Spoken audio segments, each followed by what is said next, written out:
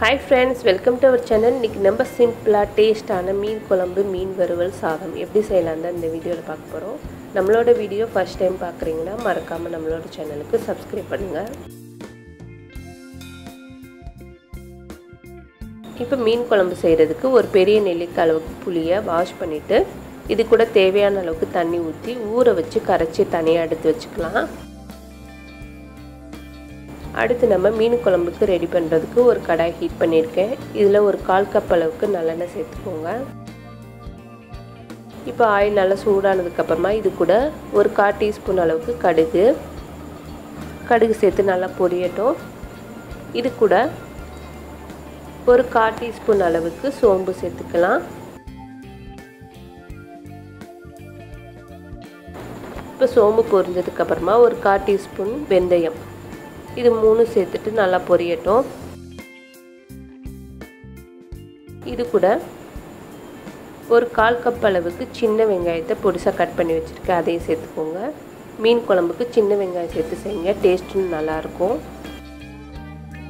இது கூட ஒரு 6 பல் பூண்டை இடிச்சு வச்சிருக்கேன், அதையும் சேர்த்துக்கலாம். சேர்த்துட்டு அந்த ஆனியனும் அந்த பூண்டு நல்லா கலர் சேஞ்ச் ஆகி வரணும், அந்த அளவுக்கு வதக்கிற போறோம். இப்போ வதக்குனதுக்கு அப்புறமா 2 பெரிய சைஸ் தக்காளி நீல ஷேப்ல கட் பண்ணி வச்சிருக்கேன், அதையும் சேர்த்துக்கலாம். இது கூட கொஞ்சம் கருவேப்பிலை, ஒரு 2 பச்சை மிளகாய் கட் பண்ணது, ஒரு பட்டை வத்தல், இது மூணையும் சேர்த்துட்டு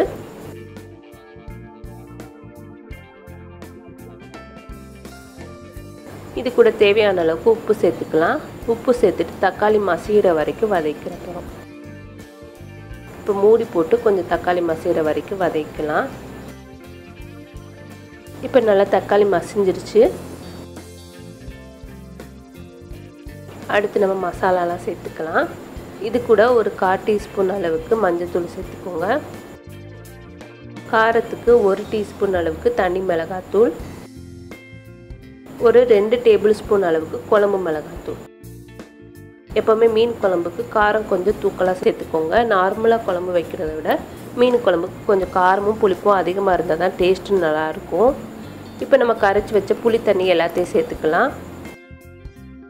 சேர்த்துட்டு இது கூட தேவையான அளவுக்கு இன்னும் கொஞ்சம் தண்ணி சேர்த்துக்கிற போறோம்.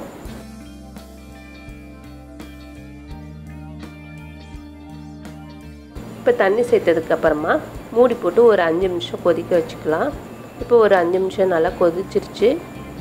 இந்த டயத்தில் ஒரு 1/4 மூடி தேங்காய், சின்ன தேங்காயில் ஒரு 1/4 மூடி தேங்காய் எடுத்து பேஸ்ட் பண்ணி எடுத்து வச்சுருக்கேன். நல்லா நைஸாக அரைச்சி எடுத்து தேங்காய் பேஸ்ட்டையும் சேர்த்துக்கலாம்.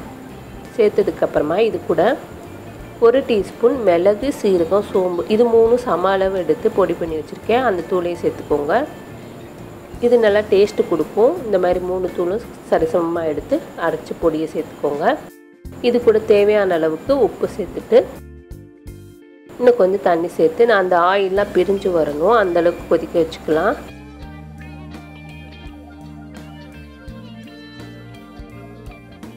இப்போ மூடி போட்டு கொஞ்சம் நேரம் நல்லா கொதிக்க வச்சுக்கிற போகிறோம். இப்போ பார்த்தீங்கன்னா நல்லா ஆயிலெலாம் பிரிஞ்சு நம்மளோட குழம்பு ரெடி ஆயிடுச்சு.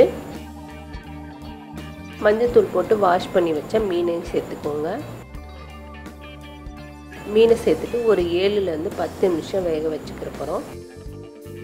மீன் சீக்கிரமாகவே வெந்துடும், அதனால் ஒரு 7லேருந்து ஒரு 10 நிமிஷம் வேக வச்சா போதும்.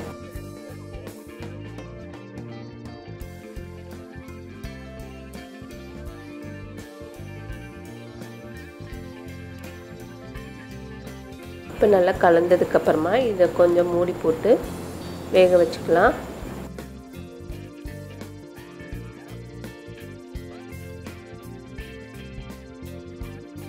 இப்போ நம்மளோட மீன் குழம்பு ரெடி ஆயிடுச்சு. மீனெல்லாம் நல்லா உடையாமல் நம்மளுக்கு சூப்பராக வெந்து வந்திருக்கும். இப்போ பார்த்தீங்கன்னா நம்மளுக்கு நல்லா உடையாமல் சூப்பராக மீன் வெந்துடுச்சு. இதுக்கு மேலே கொஞ்சம் கொத்தமல்லி சேர்த்துக்கலாம். எப்போவுமே மீன் குழம்பு செய்கிற அன்றைக்கி சாப்பிட்றத விட மறுநாள் வச்சு சாப்பிடுங்க, டேஸ்ட்டும் நல்லாயிருக்கும். இப்போ அடுப்பை ஆஃப் பண்ணிவிட்டு நம்ம அடுத்து சாதம் ரெடி பண்ணிக்கலாம். இப்போ சாதம் ரெடி பண்ணுறதுக்கு ஒரு குக்கரில் இன்றைக்கி நான் மெஷர்மெண்ட் கப்பில் ஒரு 4 கப் அளவுக்கு தண்ணி சேர்த்துருக்கேன். இதே கப்பில் 2 கப் ரைஸை ஒரு 1/2 மணி நேரம் ஊற வச்சு எடுத்து வச்சுருக்கேன். இப்போ அரிசி சேர்த்துக்கலாம்.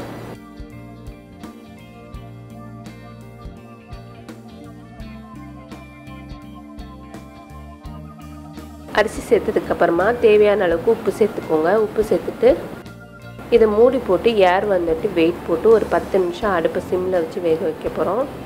இல்லை அப்படின்னா ஒரு விசில் வந்துட்டு அடுப்பை ஒரு 5 நிமிஷம் சிம்மில் வச்சு வேக வச்சுக்கோங்க. நல்லா உதிரியாக நம்மளுக்கு கரெக்டான பதத்துக்கு வெந்திருக்கும்.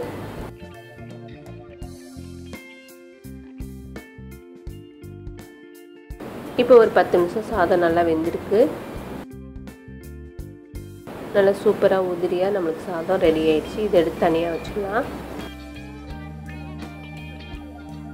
அடுத்து நம்ம மீன் வறுவல் செய்கிறதுக்கு ஒரு 6 காஷ்மீரி வத்தலை ஒரு அரை மணி நேரம் ஊற வச்சு தனியாக எடுத்து வச்சுருந்தேன். அதையும் சேர்த்துக்கலாம். அந்த தண்ணியோடையே சேர்த்துக்கோங்க. இது கூட ஒரு 8 பல் பூண்டு தோல் உரிச்சது அதையும் சேர்த்ததுக்கப்புறமா 1 டேபிள் ஸ்பூன் சோம்பு சேர்த்துக்கோங்க. இது கூட 1 டீஸ்பூன் குழம்பு மிளகாத்தூள். இந்த மாதிரி குழம்பு மிளகாத்தூள் சேர்த்து வறுவல் செய்யும்போது அந்த மசாலாலாம் மீனோட நல்லா ஒட்டி நம்மளுக்கு பிரியாமல் வரும். இது கூட தேவையான அளவுக்கு உப்பு சேர்த்துக்கலாம். புளிப்புக்கு ஒரு 1/2 லெமன் சாறு எடுத்து சேர்த்துக்கோங்க. இதே தண்ணியில் நல்லெண்ணெய் ஒரு நைஸான பேஸ்ட்டு பதத்துக்கு ஒரு திக்கான பேஸ்ட்டு பதத்துக்கு அரைச்சி எடுத்துக்கிற போகிறோம். இதுக்கு மேலே தண்ணி தேவையில்லை. நல்லா நைஸாக அரைச்சி எடுத்தாச்சு. அடுத்து நம்ம வறுவலுக்கு மீனில் இந்த மசாலாலாம் தடவிக்கிற போகிறோம். இப்போ மீனை மஞ்சத்தூள் போட்டு நல்லா வாஷ் பண்ணி எடுத்து வச்சுருக்கேன். தேவையான அளவுக்கு மீன் எடுத்துக்கோங்க. இதில் நம்ம அரைச்சி வச்ச மசாலா எல்லாத்தையும் சேர்த்துட்டு நல்லா மிக்ஸ் பண்ணிக்கலாம்.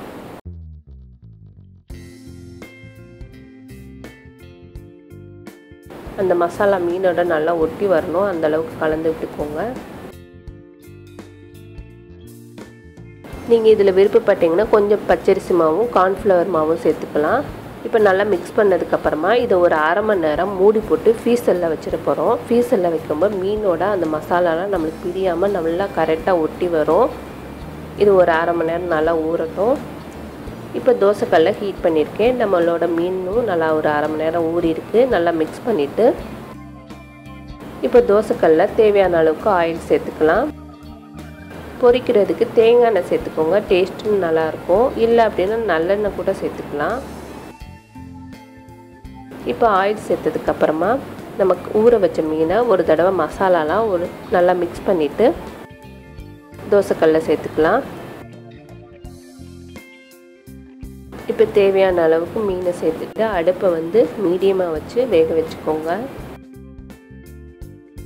நல்லா ஒரு சைடு வெந்து அந்த மீனோட ஆயிலெலாம் பிரிஞ்சு வரணும். அந்த அளவுக்கு வேக வச்சுக்கலாம்.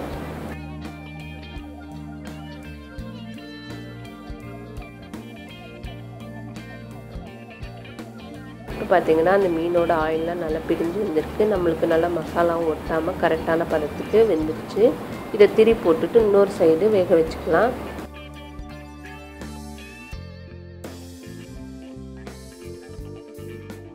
நல்ல ஒரு கோல்டன் கலர் வரணும். அந்தளவுக்கு பொரிச்சு எடுத்துக்கிற போகிறோம். இப்போ நம்மளோட மீன் வறுவல் ரெடி ஆயிடுச்சு. நல்லா சூப்பராக நம்மளோட மீன் வறுவல் ரெடி ஆயிடுச்சு. இதை எடுத்து தனியாக வச்சுட்டு எல்லா மீனையும் பொரிச்சு எடுத்துக்கிற போகிறோம்.